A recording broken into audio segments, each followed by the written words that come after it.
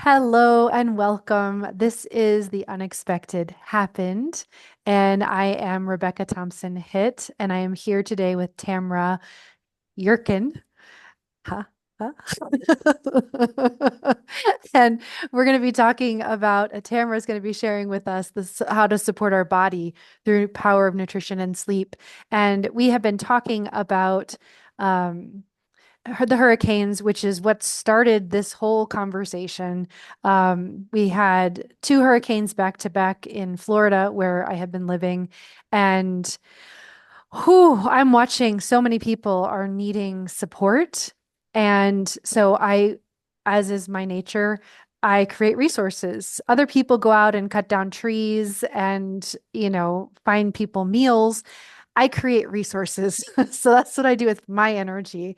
And so we did a call yesterday with Jen Girardi, and we are here today to talk about nutrition and sleep. So yesterday I did not introduce myself. So I'm going to do that, and then I will turn it over to you, Tamara. So I am the founder and executive director of the Consciously Parenting Project, which began in 2007.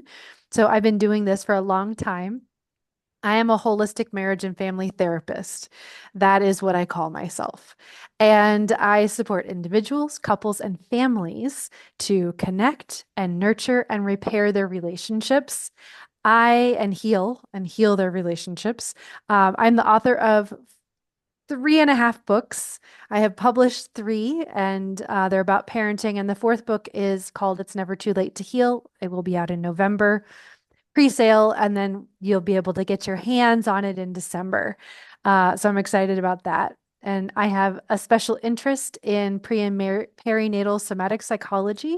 I have been studying the body and our early life patterns for a really long time.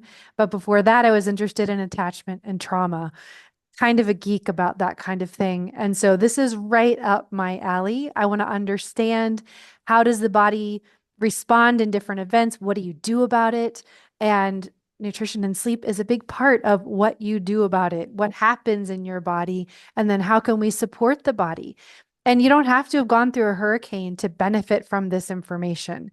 There is so much information that can be helpful, um, even with the normal ups and downs and the overwhelming things that happen without a hurricane. I have been saying for quite some time now, 2024 all by itself seems to be enough of an overwhelming event. So I love supporting individuals, couples, and families, and I have a special fondness for parents. I think that parenting is that place that can touch on things like nothing else can. And I like working with people who are in that deep process. The people who take that as an opportunity to grow and heal and change, not only for themselves, but transgenerational patterns. And that's really what I love to do. So I am living in Florida part-time, and right now I'm in Mexico. I'm in my Mexico house. And so, which is pretty safe from hurricanes at the moment. So now I can actually show up and do my work. So Tamara, thank you so much for being with us. I am so excited to hear what you have to say. And I know we've had some wonderful conversations about all of this. I love your passion and enthusiasm, and your just the depth of knowledge that you have, and just the passion for it. So thank you so much for joining us. Well, thank you for having me. Thank you. And may I say, you've always been wonderful ever since I met you years ago as well. So today we're going to talk about, as Rebecca said, when the expected or the unexpected happened, and how do we support the body through the power of nutrition and sleep. This is a very big passion of mine. Simply because, especially in Western culture, they tend to separate the mind from the body, and they're not separate. We need to see them as a whole. And other cultures in the world do this, and other cultures in the world are healthier because of it. So, as Rebecca shared, my name is Tamara Jurkin. I'm a holistic nutritionist. I'm a sleep consultant. I have a degree in psychology and a diploma in early childhood education. I've been working with families and children and adults in the mental health realm for over 20 years in a number of capacities. Professionally, I'm the founder of Quiet Moments Wellness, where I offer sleep and nutrition support focused on midlife mental health and women's wellness. So, Yay. yay! I love you. And so I wanted to start off with a small introduction about what we're really going to talk about over the next, 30 to 45 minutes. And of course, we're going to be chatting about mental health. But mental health is not just about the absence of a diagnosis. And very often that's what we think of when we think of mental health. Oh, I'm okay. I don't have an official diagnosis. I'm not taking any type of medication. And it's about so much more than that. It's about how we think and about how we feel. It's about how we behave in life and how we relate to others and how we handle our stress and how we make decisions. How do we function as a person in this society in relation to ourselves and to other people? And so a stressed body can lead to a stressed mind. And I always like to say that it really is the body that tends to tell the mind how it's supposed to be feeling. So if there's tension in your body, if your body is stressed, if it's in fight flight, your mind is going to comprehend that there is a danger. It's not necessarily always a top-down approach. It can also be reversed, if not all the time. And so how our body feels and how we feel in our body and how it's functioning impacts the state of our mental health every day and every minute of every day. For those that are facing chronic illnesses, for example, having that pain day in and day out, no matter how positive of a person you may be, it's going to start to wear on your mental health. It may not have originated in your brain and in your mind, but it's going to make its way there. And so the whole premise of this presentation is understanding that the body and the mind are not separate. If we're going to be working with the mind, if we're going to be working with emotional regulation strategies, if we're going to be working with a therapist, it would really help to also be working with the state that our body is in. And so let's just take a minute to look at the body's response to stress as a whole. I know I listened to yesterday's call. It was fantastic. It was beautifully done. A lot of fantastic information was shared. So I'm not going to rehash the information that was shared there. I'm going to build upon it. And so we know that there's an emotional response when there's a stressful event, but there's also a physical response. As Rebecca mentioned in the last call, we're looking at fight flight or fight flight freeze, which is now kind of the newer term. And so this will trigger the release of stress hormones, which impacts your body systems. It impacts your nervous system, your cardiovascular system, your immune system, and your digestive system. Its job is to prime you to protect yourself, to either fight or to run. So all systems are a go. The stress cycle places a significant demands on the body. And it uses nutrients and minerals to manage that stress response, to get your body to the level that it needs to be at to protect you. And so those nutrients are nutrients that we need on a daily basis to function. These aren't special nutrients that come in. They're what we need anyway. But this particular cycle, this particular response requires more of certain nutrients to be able to do what it needs to do. And so when it's short-term stress, the idea would be that the body uses the nutrients, the stressful event has ended, and we've replenished our body and we've moved on. It changes when we're looking at chronic and prolonged stress. And in situations like illnesses, in situations like fatal diagnoses where someone is going to pass in your family, in situations like hurricanes where there's going to be a long aftermath of cleanup and recovery and trying to meet those foundational needs of safety and security and housing and food. This stress response lasts a lot longer than what we would initially see as kind of that acute stress response. So the nutrients and minerals at play when it comes to stress, I wanted to share them with you. And there are a few other ones, but these are kind of the main ones that people hear about, which is magnesium, vitamin C, B vitamins, zinc, and amino acids, especially tryptophan. And what I've done is I've included a little bit about what happens when we become depleted, and if not fully depleted, when they're at suboptimal levels. And so magnesium, for example, if we're low on magnesium, we're looking at symptoms like anxiety, which means that just having low magnesium can trigger feelings of anxiety, period.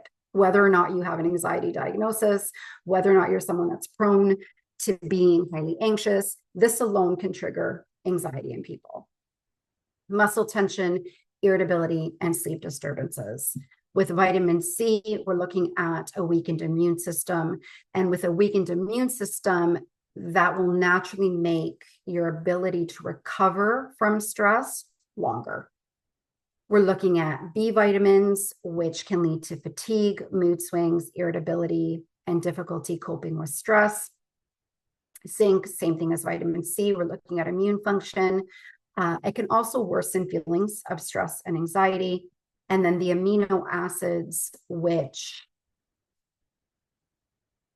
especially tryptophan, because tryptophan plays actually a very large role when it comes to sleep, but tryptophan, it lowers serotonin, and these can lead to mood imbalances, anxiety, and of course, sleep disturbances. So very often when we have sleep challenges, which I'm going to cover in an upcoming slide, there's a lot of kind of CBT-like recommendations, like what can you do with your mind? What can you do physically in your environment? And often a big piece that's missed is what does your body need to be able to actually start that process? And so tryptophan is actually a very big one. So what happens if we don't address the nutrient depletion, or if we don't replenish our nutrients after a stress cycle, or if we are looking at, again, prolonged and chronic stress? And again, it's what I mentioned earlier. It's the long-term depletion that we're concerned about. It's this long-term running on empty, not getting the levels back up where they need to be, because your body needs them to be able to function. And when we're running around with suboptimal levels of nutrients and minerals that our body needs to function, things are going to start to struggle to function in time.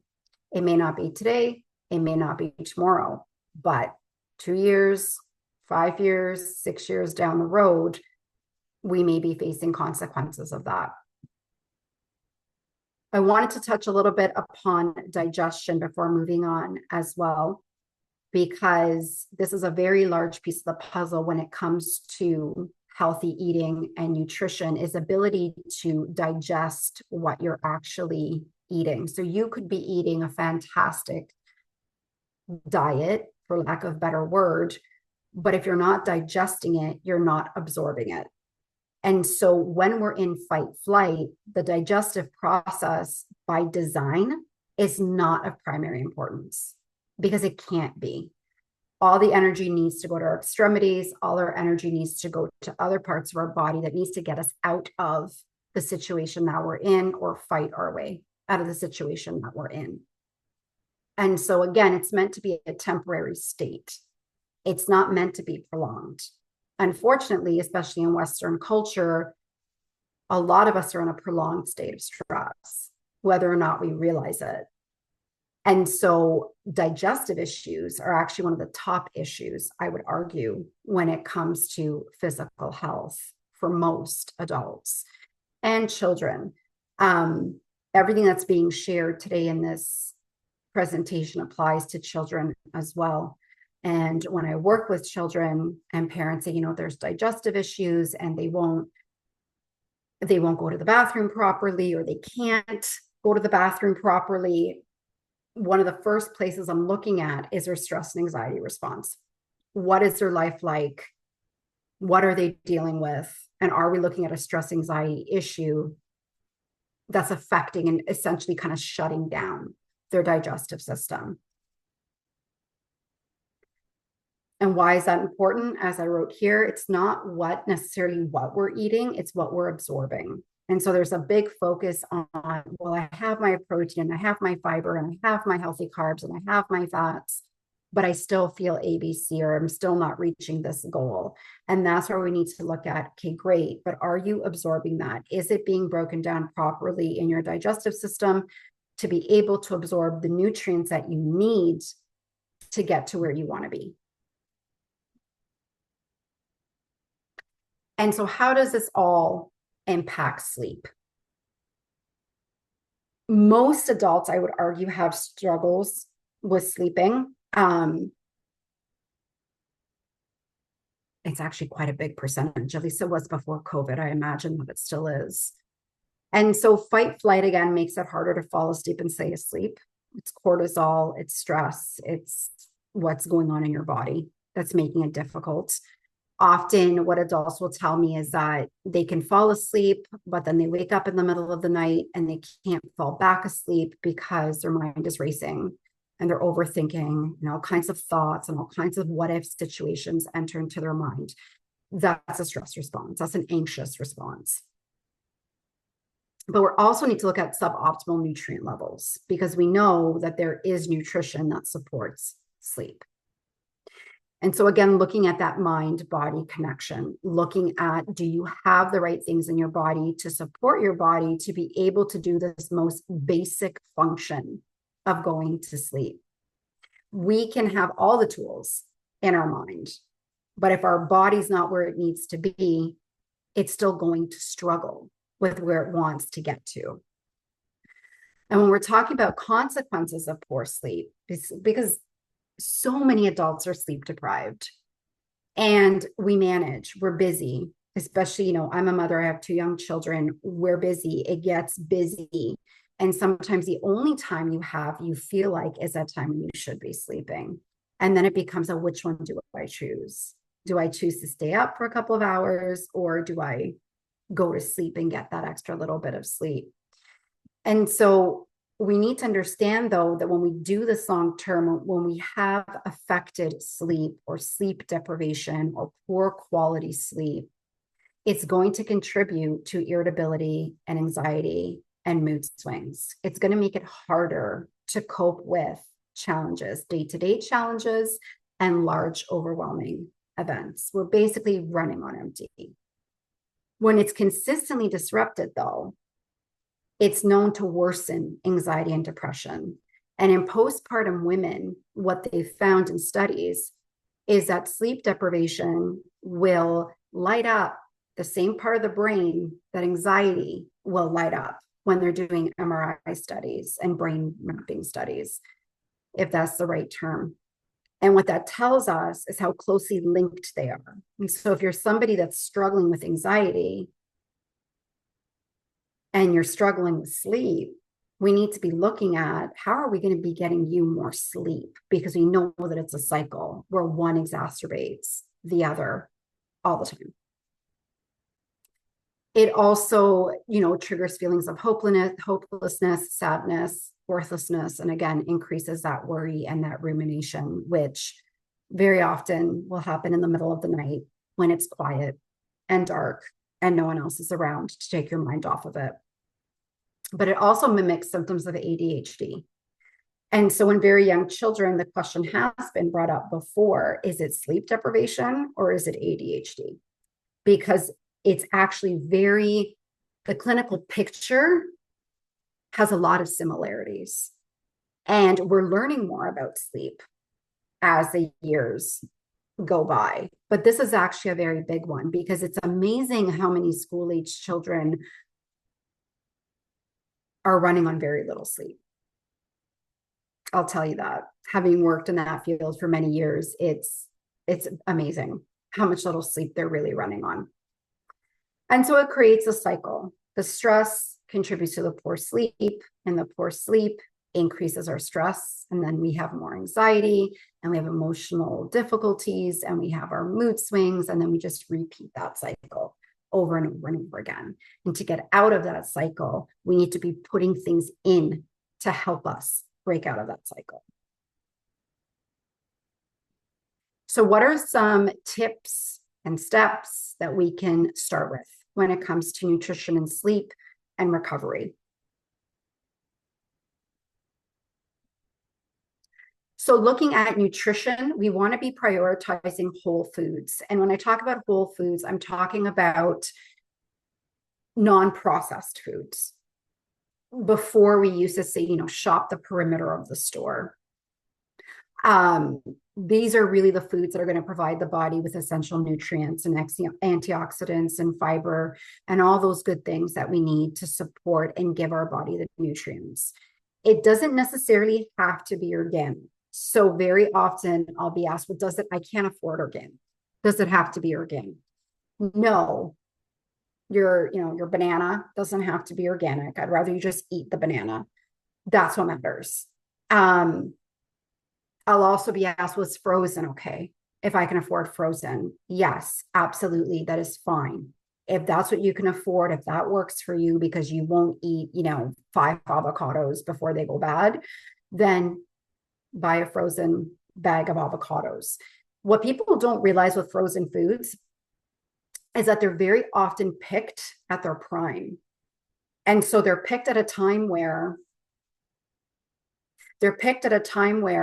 they have all those nutrients inside. And so then when they're frozen, sometimes that might even be, dare I say, a better option than, that apple that's been sitting in your grocery store for the past week and fell on the floor 5 times before somebody bought it. So I'm definitely not the person that's going to say, oh my goodness, it only has to be organic. And, you have to pick it off the vine in your backyard or it doesn't count. It does count. Okay. So let's not put any barriers between what we can afford and what we know will help our bodies, especially when we're in this state. We want to be adding magnesium-rich foods, right? We talked about magnesium. We talked about the role that magnesium plays in anxiety, in sleep. It honestly, magnesium supports like 600 functions in your body. It's not even a joke. It's really that high. Dare I say 800. And we want to be looking at sources like leafy greens, nuts, seeds, and whole grains. And focusing on those omega-3 fatty acids, what we call the healthy fats. And these come from fatty fish. They can come from flax seeds, ground up flax seeds, not whole flax seeds, avocado, olive oil, nuts. Healthy fats used to get a really bad rep because of the word fats in them. They are not the same as trans fats and saturated fats. You need these for your body to function and to fight inflammation. Oh, I lost myself. There we go. We need to be looking at our blood sugar. This is a very large topic, so I wanted to keep it a little bit more succinct and concise. But let's just say that it plays a significant role in our mental health. We don't want fluctuating blood sugar levels.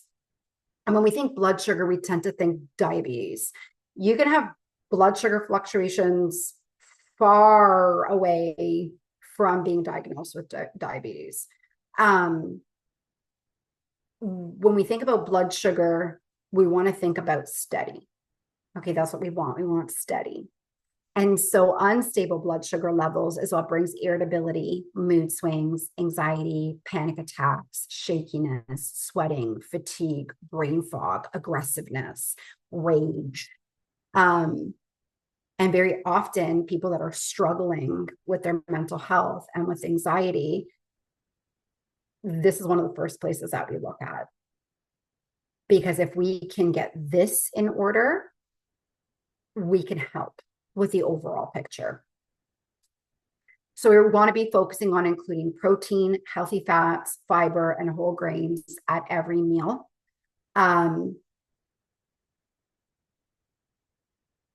When you look at your plate, do the best with what's available to you. Because again, we need to be realistic about what's available to you in terms of budgeting and in terms of accessibility, but do the best you can.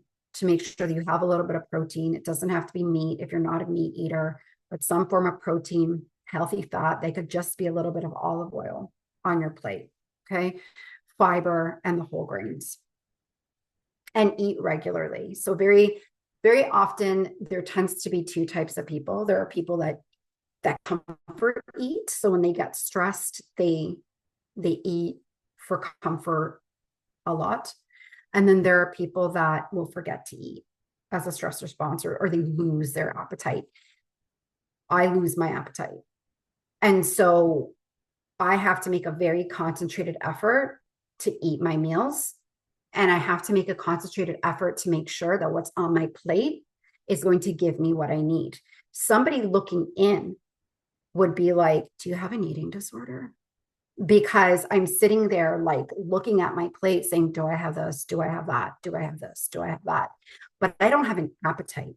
And so I want to make sure that what I'm putting in my body is going to give it what it needs to get through that period of time, regardless of what anyone else might think I'm doing. Because it can come across as a control thing. I can't control my outside, so I'm controlling my inside, but it's not.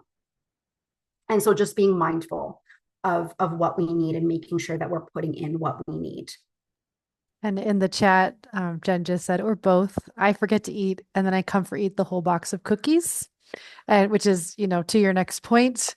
But yeah, and I'm thinking about hurricane people and how you have hurricane snacks. Like Mm-hmm. that's a thing. And most Mm-hmm. of it is junk. So, Mm-hmm. but it's that I'm watching Dennis Phillips, who's the weather guy, and eating my hurricane snacks mindlessly. And that's how some people cope with stress. And then, like you said, others like me, my friend was over and she was handing me the hurricane snacks, and I'm like, oh no, I can't eat. I can't even So think of eating that, can't. right? Like, oh my God, No. how can you be hungry right now? Right. But in terms of, it's known. I mean, when we look at psychology, we know this, right? It stems, eating patterns have very deep roots, very deep roots. And it's not something that can be easily changed overnight. And so very often we see it with young infants, where when they start to cry, they're given food to stop crying. They're given bread. They're given something to eat to stop crying. When we do that enough, first associate crying and big emotions with hunger and with eating. And now we've created an adult that's comfort. That's comfort. And so there's nothing wrong with that. Like, have I been known to eat a box of cookies? Especially the ones that come from Europe that are covered in chocolate. They're like my number one favorite. And it happens. We're not going to be perfect all the time. I mean, nobody wants to live like that. It's sad. So you eat your cookies, but we want to be trying to make sure that we get back on track and have those meals, because that's what happens. We skip the meal and then we get really hungry. We get dizzy. We don't feel well. We feel lightheaded and we think, I need sugar. And then we start reaching for those sweet snacks. And then we go up and then we crash back down. And with that comes a whole slew of physical symptoms. We want to be avoiding excess sugar. When we talk about excess sugar, we're talking about added sugars. So literally think about like white sugar being poured into whatever, being poured into your Gatorade, being poured into your alcohol, being poured into your cake, your cookies. That's what we're talking about, added sugar. This is not fruit. People have a fear around fruit, that it's sugar. Naturally occurring sugars do not the same in our bodies because of the way that they interact with the other vitamins and nutrients and fiber that's provided in that food. So when we're talking about fruit, it also comes with fiber. Well, fiber naturally will slow this process of blood sugar spikes. If I go have 6 cubes of white sugar in my, coffee, I'm going to have a blood sugar spike. And eat enough to be satisfied and try not to overeat.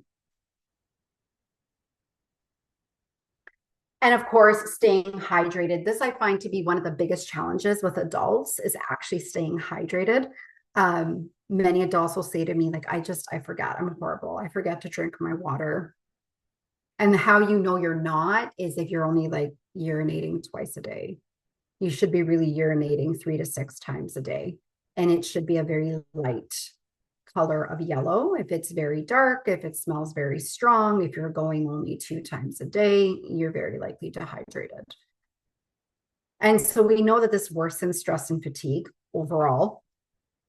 But the other part that I like to share with people is that when the body lacks the hydration that it needs, because remember that we're made out of 70% of water, right? When we lack that hydration, the body works harder to maintain its essential functions. And that's an added stress on an already stressed body.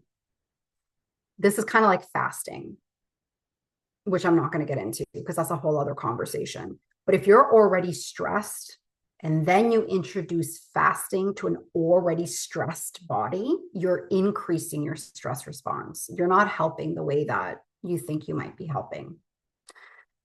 And limit or avoid excessive caffeine, alcohol, pop, and high sugary drinks for the same reason. Number one, it's not hydrating.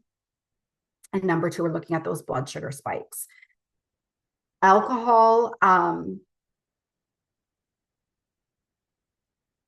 it's one of those things where alcohol you take in, but it takes everything away and gives you nothing. There's nothing that it gives you. And so I generally like to tell people, especially if you're in a stressful period, this is more of a complicated topic because it is used often as a self-soothing technique.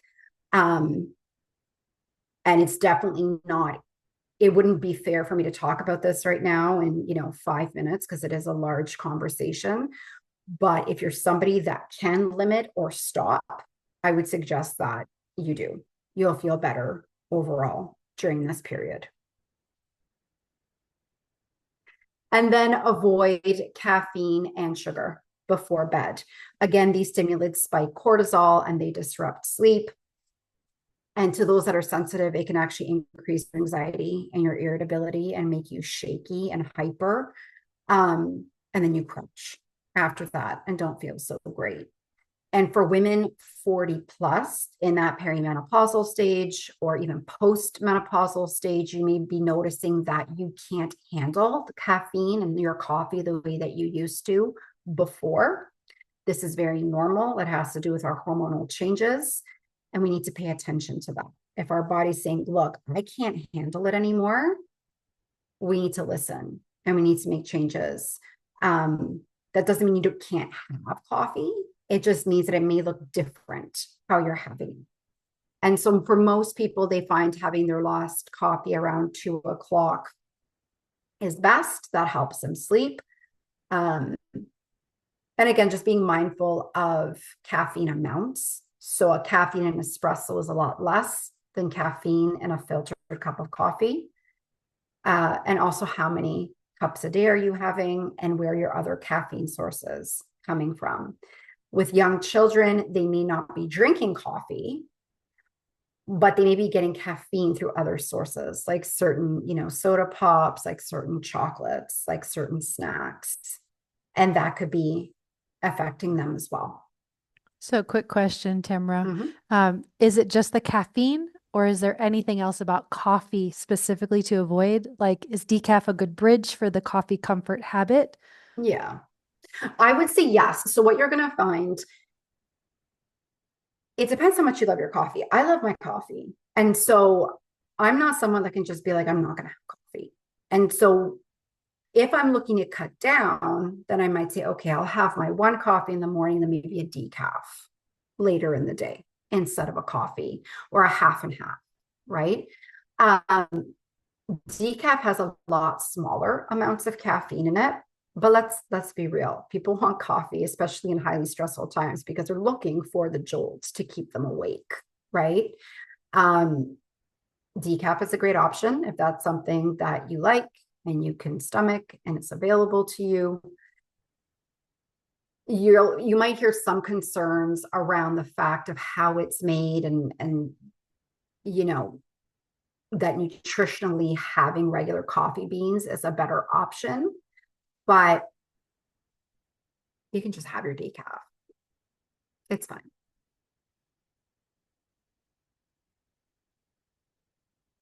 And just a quick note on supplements, because at least in Canada, there's a lot of over-the-counter supplements. In Europe, there are countries where you do require a prescription to be able to access vitamins and minerals. They're not freely just sold, but here in Canada, they are freely sold. And I imagine that's the same in the States. It's not as easy as saying, oh, okay, I was told that I would need, vitamin B's and magnesium and vitamin C. So I'm just going to go buy them off the shelf and start taking them. And I say this because people do it, of course. They want to take care of themselves. It's available. They want to go try it. But the reality is that the quality of the supplements, the brand of the supplements, the strain and the dose and the correct combination for your particular body and your particular body's chemistry matters when we're doing this. And so, often you'll hear, well, it didn't help. And it didn't help because it's not being used in the most optimal way for your body at that time in your life. Magnesium has like 6 different types of magnesium. And so which one are you taking? Which one did you buy? One of them, if you have too much of it, it's going to send you to the bathroom with loose bowels. That's not our goal if we're trying to reduce your stress levels. And so part of this is actually the knowledge and the education around which one do you need to help you with what you're facing. On top of that, it's not a medication. A supplement is literally a supplement. It's supposed to be supplementing changes to your diet and to your lifestyle as a whole. And it needs an optimal environment to work in. And I say it's not a medication because technically with medications, they come in and either alter the neurotransmitters in your body to get the perceived results, or they wipe everything out as an antibiotic. This is not that. And so we need to be looking at the state of your body, your digestion, and then looking at how are you eating and where are those gaps. And what is it that you may be missing that you would benefit from? Because just because B vitamins are important for the stress response process doesn't mean that you're not getting enough in your diet. You may be getting enough. And so you just going and buying it is essentially throwing away your money, right? So in terms of sleep, what are some tips? Well, the first thing is we want to create a sleep environment and rather a routine. Let's start there. Environment's on the next one. So we're looking at a consistent bedtime routine, something to signal to your body that it's time to wind down and go to sleep. We do this with children. It works the same with adults. The recommendation tends to be for adults to aim to go to sleep between around 10 p.m. and wake up at 6 a.m. So to sleep between 10 and 6. And part of that is because you physically repair the first half of the night and your mind kind of repairs itself the second half of the night. And so that's kind of that window that's recommended. Women tend to need more sleep than what was once believed. So initially when sleep studies were done, they were done on men. And so they came out with 7 to 8 hours of sleep is optimal. And they've now found that women are different and that women need between 8 to 9. And maybe even a bit more, maybe even 9 to 10 when it comes around their menstrual cycle. So this is important to know because there's a lot of women running around sleep deprived, sleeping 7 hours because their doctor told them that's what they needed. And they're exhausted and they're fueling on caffeine and they can't make it through and they're eating sugar. And it's because they're losing so much sleep day over day. So before you go on, is there something magical about 10 p.m.? It's not that it's magical, it's more of the recovery period.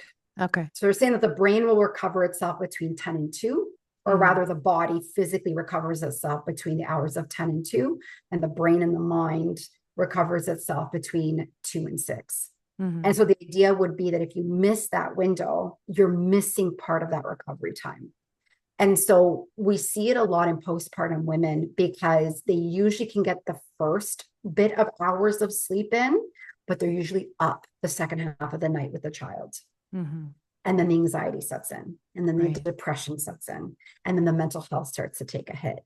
And so that's what the recommendation is. Now, it's also your circadian rhythm and setting your clock. And so it's 8 hours, 10 to 6, you'll feel one way. But if you sleep 8 hours from 1 a.m. to 9 a.m., you're not necessarily going to feel that same way as if you slept 10 to 6. Now, for the older adult, you do need less sleep. You will naturally sleep less. So this may look different for the older adult and for the teenager because they have a delayed sleep phase. So they won't, a lot of times they can't fall asleep by 9:30, 10 o'clock anyway. They're like 10:30, 11. It's a general recommendation. Got it. Just curious. Yeah. Yeah. Yeah. Thanks. So women, again, we covered that. So limit screen time before bed. You might have already heard this, where the blue light from screens disrupts melatonin production. We want melatonin. It's our sleepy hormone. It's what helps us to fall asleep and stay asleep until our sleep drive kicks in and takes us all the way through. Or rather, it helps us fall asleep until our sleep pressure kicks in. But of course, blue light, when we're talking about blue light, we're talking about computer screens and iPhones and tablets. People tend to not have the same effect if they're watching television than if they're on an actual screen that emits blue light. So ideally, we are looking at turning it off 1 to 2 hours before sleep, if it's possible. Often you can tell. Adults tend to do it without even realizing they're doing it. They feel tired and they'll automatically start scrolling their phone because they're getting that hit to help keep them awake. Or if they find that they're working on their laptop and they shut it at 10, 11 o'clock, they're like, I don't feel tired. And it's because we've delayed that melatonin production. It can take up to a half hour or more to get that process to come back to a point where you're going to start to feel sleepy again. People will ask me and say, well, what about work? I have to get my work done. And I tend to have that gentle conversation of, we need to talk about what your work-life balance looks like if you're working until 11, 11:30 at night, because this is a bigger conversation than just you shutting down your computer at that point. Relaxation techniques to help you get ready for bed, including deep breathing or meditation. Yoga Nidra is really great for people who are struggling with insomnia. Sometimes I ask people to do the Yoga Nidra in their bed. And so if you're doing it on your cell phone, which is, I mean, it's not supposed to be there, right? But if you're doing it on your cell phone, you put it on airplane mode. The Yoga Nidra people find very, very helpful to help them get to sleep. And progressive muscle relaxation. Basically, we're looking to calm that nervous system down to be ready to go to sleep. If we run all day long, we can't just expect that we're going to get into bed and then fall asleep and have this like amazing, restful, fitful sleep all the way until 9 a.m. in the morning tomorrow. There's got to be pause in your day. There's got to be time to get into that parasympathetic nervous system, right? That rest and digest and calm that nervous system down. And in times of stressful events, it's hard to find those moments. So you have to put a lot of thought and mindful thought into, where do I get my pauses throughout the day? And do I have a 10-minute meditation I can do before bed so I can catch my breath and slow my heart rate down so that I chance to fall asleep and sleep well. So optimizing your sleep environment, you've likely already heard about this, a cool, dark, quiet room. For women, again, that are around that menopause age, if you are having hot flashes, because that will affect your sleep, you need to be looking at cooling sheets, having fans in the room, and dressing in layers or as little as possible to be able to actually sleep. And then for some, a sound machine may be helpful. Some people love it. Some people don't. Some people never needed it. And some people, all of a sudden in their 40s are like, I just hear every single sound. Everything is irritating. Everything is bothering me. They benefit from a sound machine. They also say that if you do have anxiety and that anxiety is coming at night, to try a sound machine. If it aggravates you, it's not for you. But for other individuals, if they focus on the sound of the sound machine, it can stop the thoughts enough to fall asleep. So training yourself to say, okay, I'm going to listen to that sound instead of what's happening in my brain. Get sunlight exposure during the day. This helps regulate your circadian rhythm. It helps improve your sleep patterns. Quality sleep doesn't start at night when you get into bed. It starts in the morning when you wake up. And it has to do with sunlight and physical activity and the nutrition and the movement and your stress management and all the things that's happened in that 13-hour period before you got into your bed. And this is how we start off. Now, if it's possible, we want sunlight in the eyes within 30 minutes of waking. If you live in Canada, that doesn't happen in the winter because it's dark, but you do the best you can. And keep a sleep journal. So tracking your sleep patterns can help identify what's working and what's not, and where you need to change things. And so just a quick note, I know I was chatting with Rebecca about this before our call on tracking technology, on the Aura rings and on these Fitbits and on all the little gadgets. I generally do not recommend them to track your sleep. What I ask you to do is to focus on how you feel when you wake up. When you wake up, do you feel rested? Do you feel energetic? Do you feel ready to start your day after 30 minutes of being woken up? That's a good indicator to say whether or not you slept well enough. There's a lot of factors at play to how we feel when we wake up, especially when it comes to hormones and hormonal changes. And so when we look at sleep and we rely on these external technological devices to tell us how well we slept and how often did we get up and what the quality of sleep was like, we're diminishing that intuition. We're diminishing that mind-body connection to be able to say, how do I feel in my own body? Am I here? Am I present in my own body? Can I feel this? Versus giving that power externally for someone else or some other thing to tell me if I did a good job last night. Some people love it and they use it for data gathering, and other people that are highly anxious find it to be anxiety provoking and feed into their kind of obsessive personalities, where it starts to become a hyper focus and they start to develop sleep anxiety. Because now when they're going to bed, they don't know. They don't know what the ring is going to say tomorrow morning, as opposed to trusting themselves to say, okay, I can figure out if I slept well or not. Because it's giving you data. It's not giving you life tips. I assume it's not. I don't have one, but I assume it's not giving you life tips. Kinda, not really though. I mean, Does it give you life tips? This is like, you well, need to take magnesium. no. But it might say, I think your body is ready to perform today. So, make sure you get enough exercise today, or your body's Oh, recovering. And so, you might want to do a little less today. And so those life tips I do find helpful. for some people it will be. I find that it helps people who, when they're stressed, push too hard. So there's Mm. that personality. I'm stressed.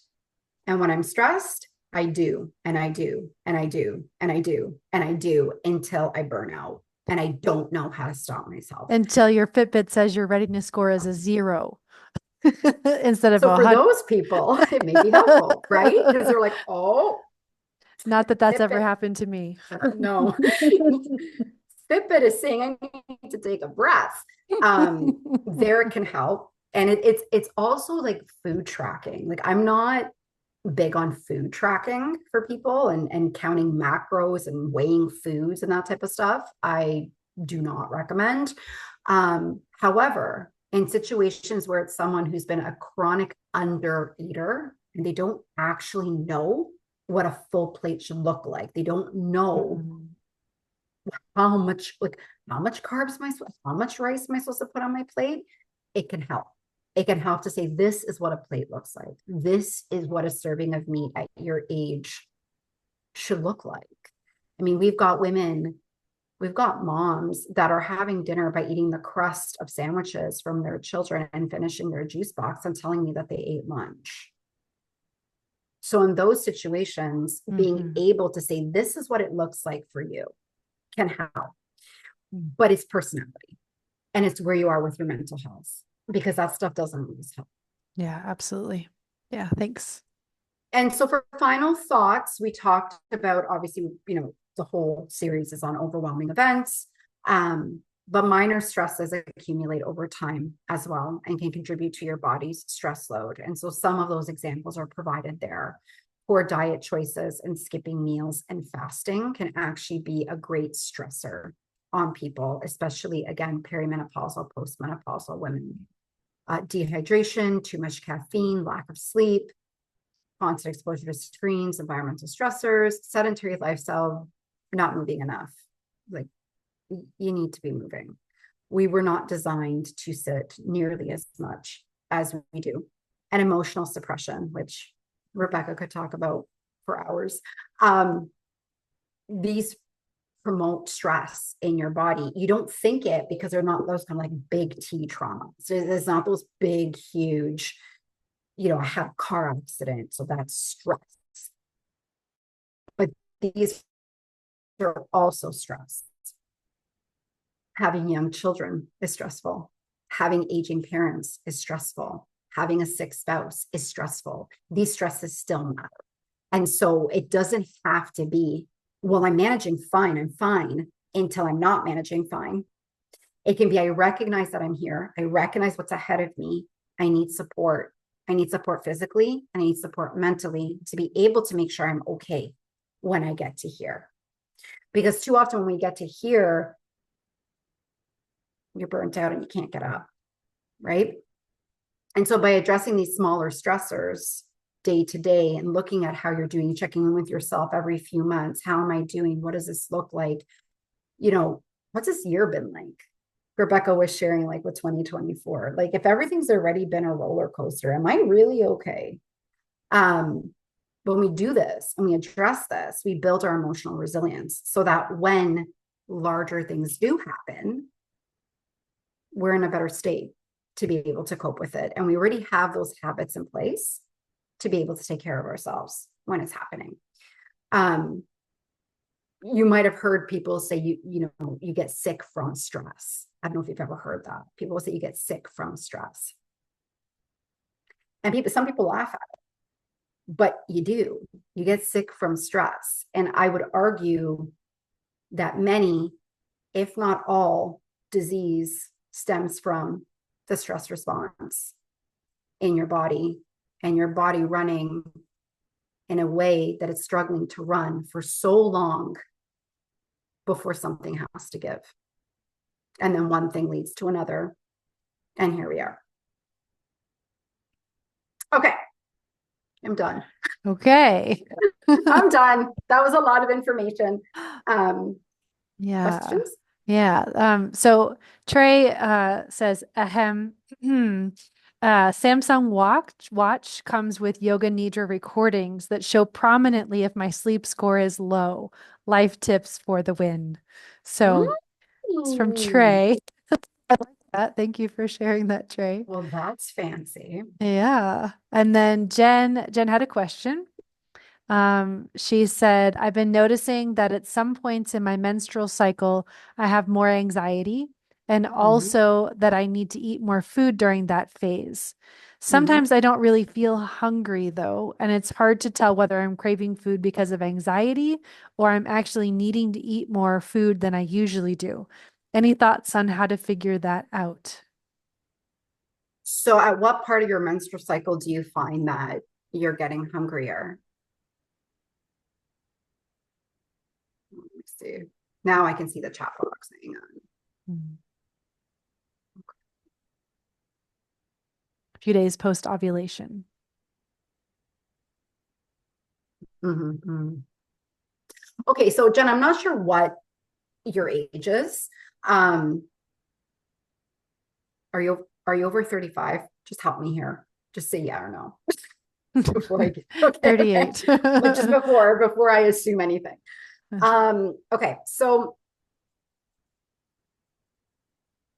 yes, anxiety can happen with PMS and other like PMDD, but it has to do a lot with our hormone fluctuations. And so, especially women that enter perimenopause find that they do feel a lot more anxiety in and around at certain parts of their period.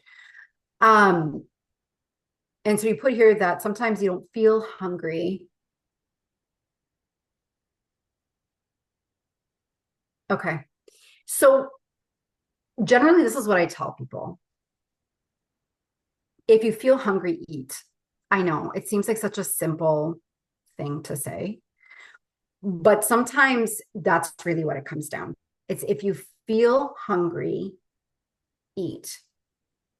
If you're feeling like you're eating a lot more than normal, that is normal because our body does need more calories and it needs more nutrients as it's preparing for that cycle to happen or that period to happen.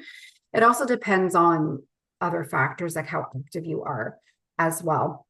And so sometimes as women, we're kind of like, well, am I hungry because it's time for me to eat? Or am I hungry because, I'm PMSing and I want to make myself feel better by eating food? And I'm trying to be conscious about, my body and I don't want to eat if I'm not really hungry. But I like to look at this as if my body is asking for something, it's because it needs it. So if my body is craving chocolate, it's likely because I'm low in magnesium and I need magnesium. So I'm going to go ahead and I'm going to have that chocolate because that's what my body needs during that time. And so I would be looking at it more. It's hard to comment fully, Jen, because I need to know so much more. But in terms of the question of how do I tell the difference between am I eating because I'm hungry or am I craving food because of anxiety? It's a loaded question because I need to also look at that emotional aspect and your regular pattern when you are anxious to be able to say, well, is it? But even so, I wouldn't necessarily say don't eat. I would say, okay, well, what can you eat that makes you feel okay with eating? Does that make sense? I'm not sure if that makes sense.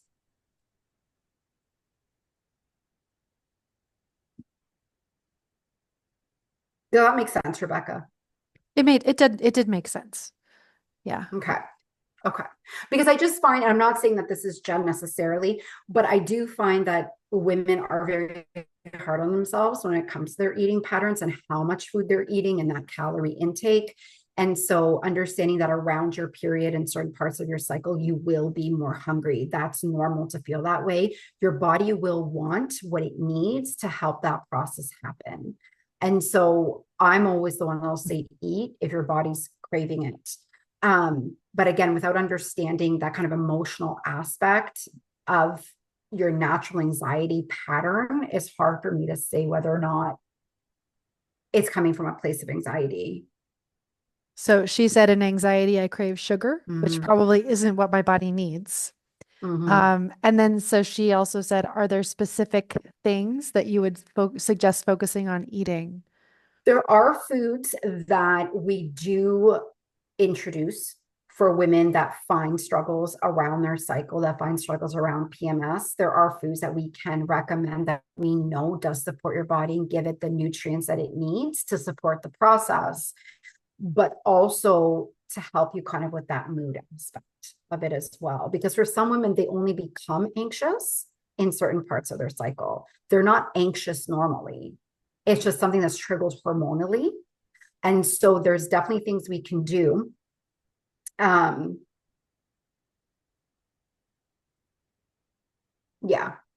And sometimes being more fueled comes down to the type of food and making sure that the food is nutrient dense, right? So we don't feel like we're always hungry. But at the same time, it's a comfort thing, right? I mean, is it the day before when some women, they just really need that comfort food. And is that the worst thing in the world? Well, no, not necessarily. Um, but I think that's a larger conversation Yeah. to So, have. so then she said, but it does need more food. And I feel better when I do eat more generally, but I Mhm, don't know what it really needs to be more fueled. mhm. And then she said, yes, Sometimes it's that she's counter. rarely anxious other than hormonally. So Yeah, we yeah. understand And that. so I'll tell you, and I mentioned it earlier, that very often the women I work with are not eating enough.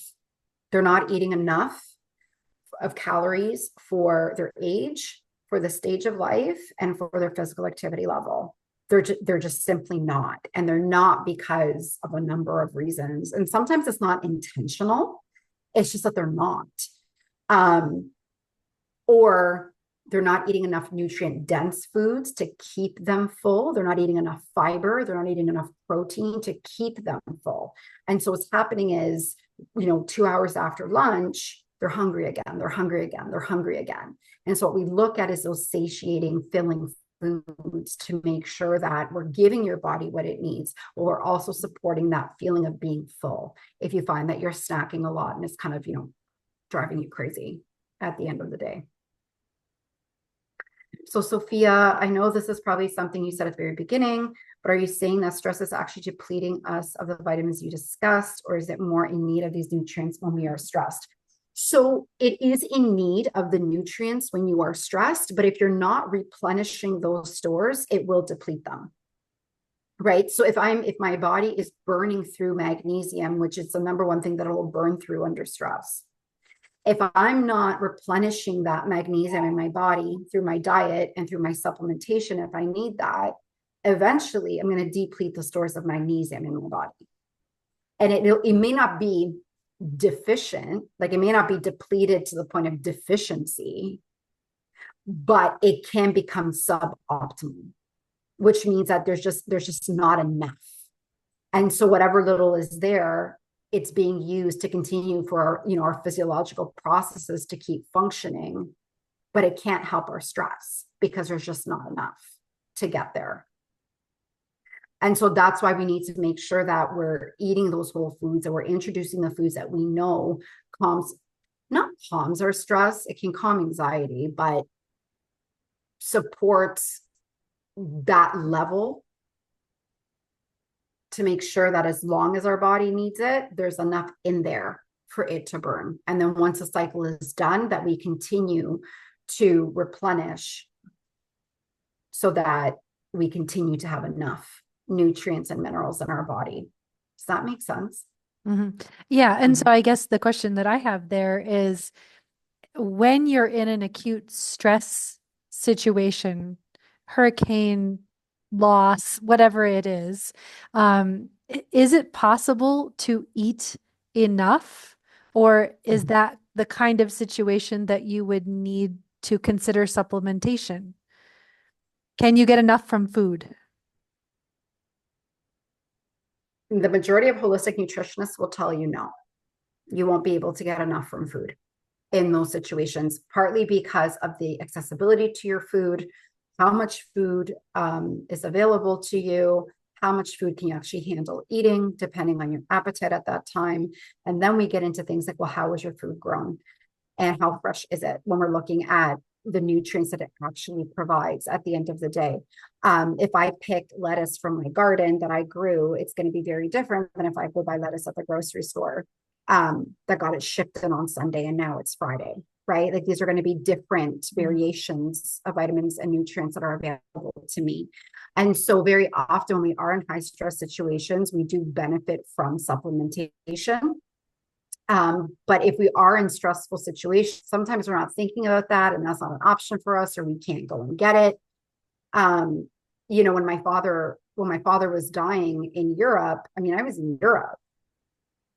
I'm gonna hop over to their health food store and get the list of my vitamins to support me. Like that just wasn't gonna happen. My mind wasn't even on my food. My mind was getting to the hospital every single day. And so sometimes we need to be realistic about what we're facing and saying, okay, I just have to get through this. Right. And then I'm going to do the best I can. And then I can focus on getting the foods that I need and the supplementation that I need. But yes, to answer your question, yes, very often you are going to need supplementation to help. But what supplementation you need depends on your body. Right. And we need to figure that out because it's not like a broad Everybody stroke, needs everybody needs magnesium. Magnesium from everybody, for everybody. It's not that. right? Like, I mean, Yeah. people will say that, but I'd rather be seeing what your body is saying before telling you what you would benefit from. Mm-hmm. Yeah. Yeah, and I really appreciate that approach because it's not let's throw all the supplements we possibly can at this. It's, let's see what you need. Let's see what your body needs.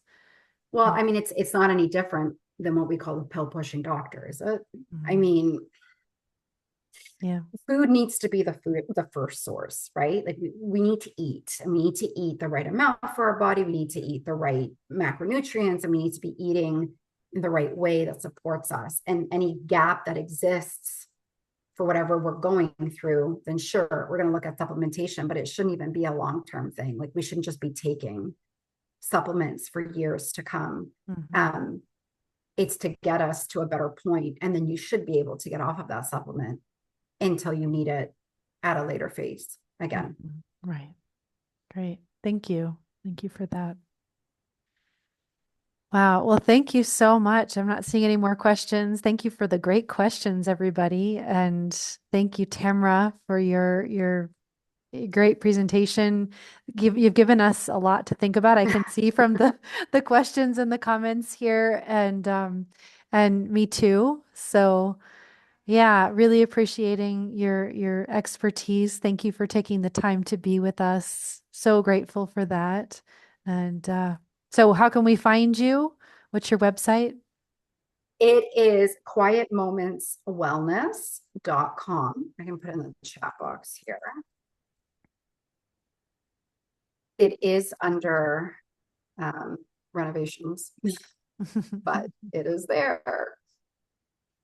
Yeah. And then Yeah. you had a resource I remember you sent to me, Mm-hmm. if there's someone who's gone through the hurricane or is Mm-hmm. looking for some resources, you had something. So I'll make sure that we send the link for Mm-hmm. that as well. Mm-hmm. Yeah, it was a guide. And Yes. so that was preparing for the hurricane or for the aftermath of it, foods that you can purchase beforehand to stock in your home that, or wherever you're staying, I guess, um, that kind of supports this whole person approach and takes different factors into consideration. If you have a grill or don't have a grill, if you have a cooler, if you don't have a cooler, what are some options for you to be able to prepare more balanced meals? And often it's just because we can't think in those times. We think we're going to think, but we can't think because we're on autopilot. We're doing all the actions without even thinking that we're doing the actions. And so sometimes even that idea, you would have it outside of the situation, but you don't have it now. And so it just kind of helps break down some easy recipes, some easy ways of putting more balanced meals together to help you through that, and some tips as well as to how to manage eating during times like this, and setting timers, and keeping routines for children when it comes to eating and supporting the body as well. Yeah. Thank you. Thank you for putting that together. Oh, you're And welcome. we'll make sure that also gets included in the information from anyone who's watching this. So thank you so much. Thank you No, everybody for thank you for being having me. here. And yeah, we'll see you on our next call. Thanks so much. All right, thank you. Bye.